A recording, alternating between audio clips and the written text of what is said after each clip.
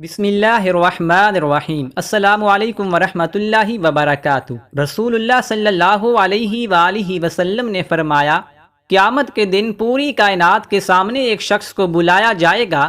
اس کے سامنے 99 رجسٹر اس کی برائیوں کے رکھ دیے جائیں گے۔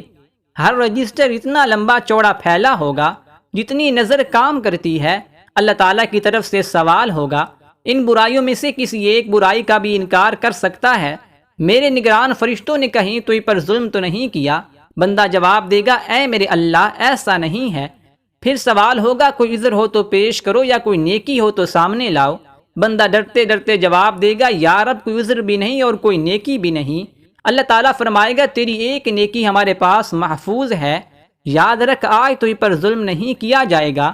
چنانچہ ایک کاغذ کا ٹکڑا نکالا جائے گا، اس میں لکھا ہوگا، اشہد اللہ الہ الا اللہ واشہد ان محمدن عبدہ ورسولہ۔ بندہ عرض کرے گا، یا اللہ ان بڑے بڑے گناہوں کے انبار کے سامنے اس ٹکڑے کی کیا حیثیت ہے؟